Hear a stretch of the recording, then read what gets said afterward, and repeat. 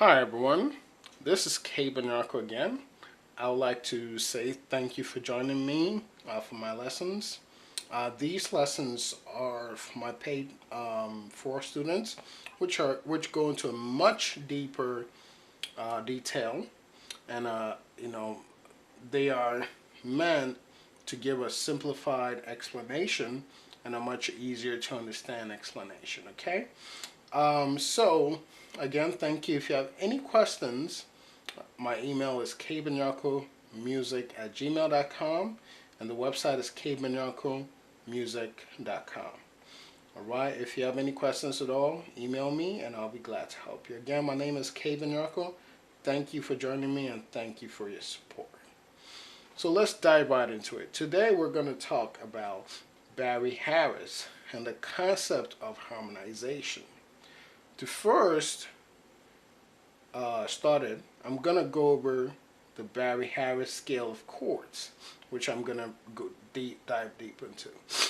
First, we have a C6 followed by a D diminished, C6, D diminished, C6, D diminished, C6, D diminished, C6. Okay? Again, C6, which has a C, E, G, A, D diminished, which has a D, F, A flat, B, C6 again, D diminished again, C6, D diminished, C6, D diminished, C6. I'm basically playing different inversions. And the way to get a fuller sound is to what? Is to play two C's, right, which is 2 octaves.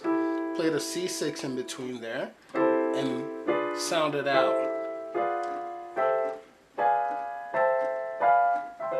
And this gives a much fuller sound.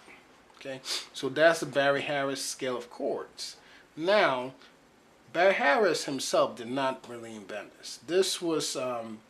This technique was invented by a pianist called Milt Buckner. And this is a pianist who was very famous in the swing era, played with a lot of great musicians from the swing era, including Joe Jones,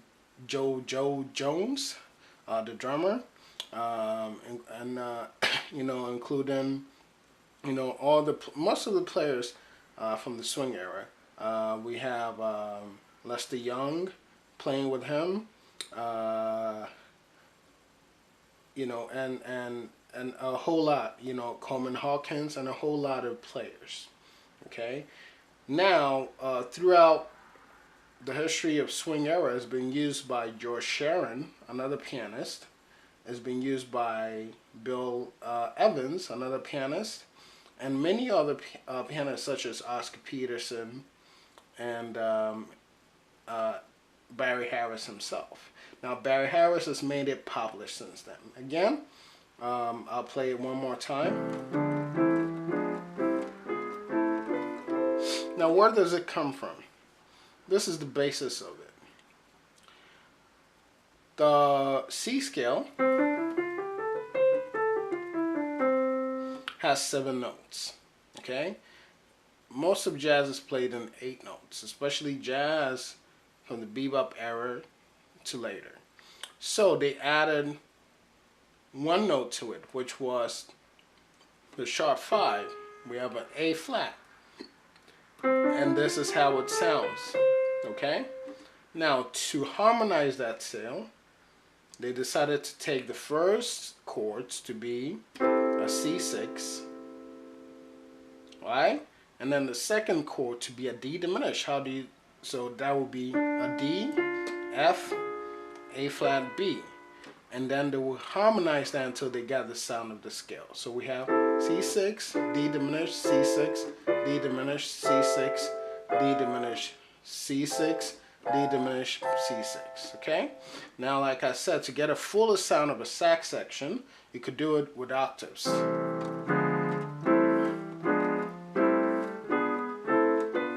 Octave just means you have the same notes at the outer fingers, right?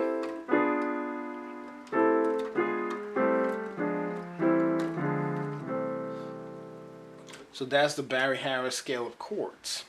Now this can be used in various movements. Okay, I'm gonna just move it using a 2-5-1 progression in jazz.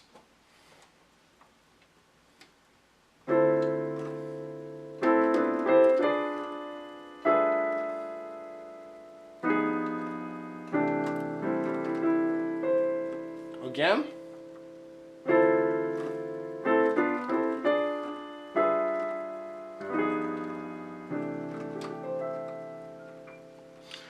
So you see the usefulness.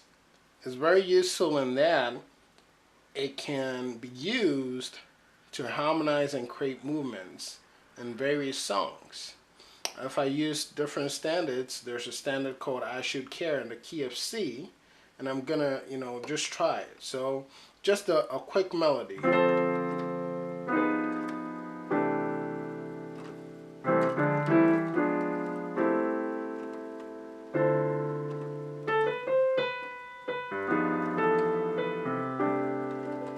So that's just the beginning chords. And I used a lot of the movements. You heard a lot of this. And that's just using the Barry Harris scale of chords. Now, in my next video, I'll talk about the history of the scale of chords and how you can go in depth into it, okay? Again, my name is Benyarko. Thank you for joining me. Thank you for beginning this journey.